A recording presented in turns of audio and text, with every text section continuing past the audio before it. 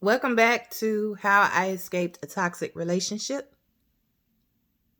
I don't know what part this is, but I wanted to impart something extra to my story. If you have not been here before, my name is Jen. I go by Free Jen Marie on all your social media platforms. I would really appreciate it if you would subscribe to my channel and furthermore, continue to watch this video. So last week I posted part 1, 2, and 3 of how I escaped a toxic relationship. And it is my true life story of some of the things I went through in the longest and most tumultuous relationship of my life. But I wanted to insert something along with that. I've been asked many times by many different people, some that I know personally and some that I know through social media. Why is it that victims don't speak up? And I can give you 3 very good reasons: shame, vulnerability, and exposure. The reason why there are so many victims of all forms of abuse is because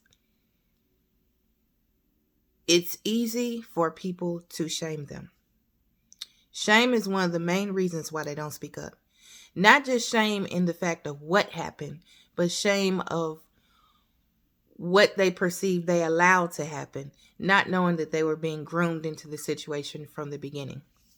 It is the shame of people talking about them, downing them, attacking them when they've already been victimized. It's the shame of being re-victimized, sometimes by people closest to you, because they don't understand that their words can come off very, very harsh when they say, well, why didn't you tell me something? And they yell at you, or they say, well, you should have spoke up.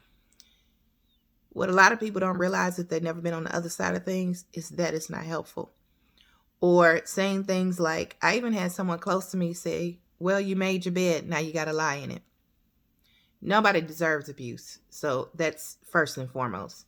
But shame is one of the main reasons that people don't speak up.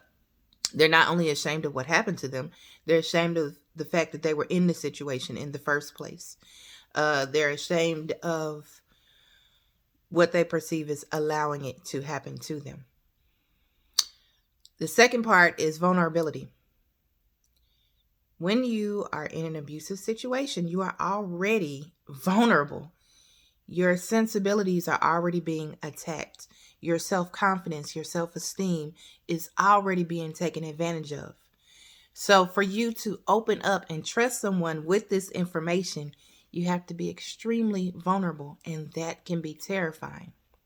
It takes a lot of strength and a lot of courage to speak up and speak out about what you've been through. So shout out to you that have, and prayers for you that are still looking for the strength to do so. I stand with you. And the third part is exposure. Now, a lot of people on the outside looking in think that you are exposing the abuser. What they don't realize is that when you expose the situation, you are also exposing yourself.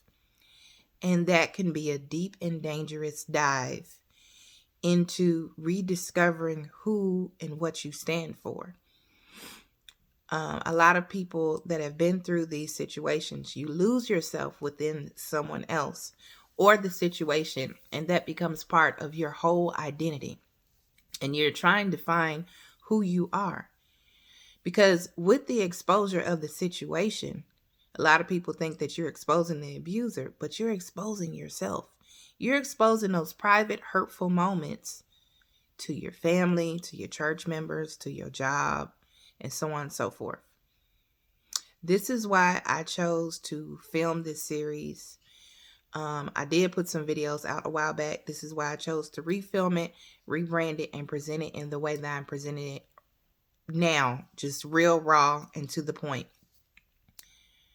Because I know that there are so many people that are not yet in the space that I am, where they're not comfortable sharing their stories. And even me, even though I am several years removed from the situation, I still get nervous. I still get scared. I still get a little apprehensive to share my story, even though I had previously put it out on social media. But I know that there is someone out there somewhere that will hopefully see my post and find strength in what I'm doing, and maybe it resonates and they'll be able to tell their story. Maybe not in the way that I'm telling it, but they'll be able to tell their story so that they can get the help that they need.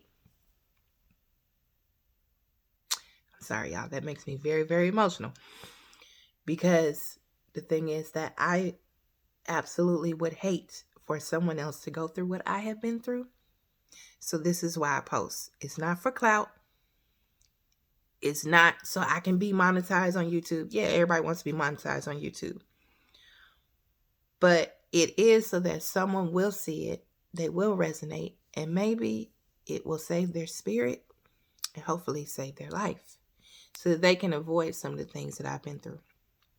So if you're wondering why victims don't speak out, it's because they're scared of being judged. But I'm here to let you know it is not your fault, baby. It is not your cross to bear. It is not for you to fix your abuser. Fix you and let God deal with the rest. Peace and blessings.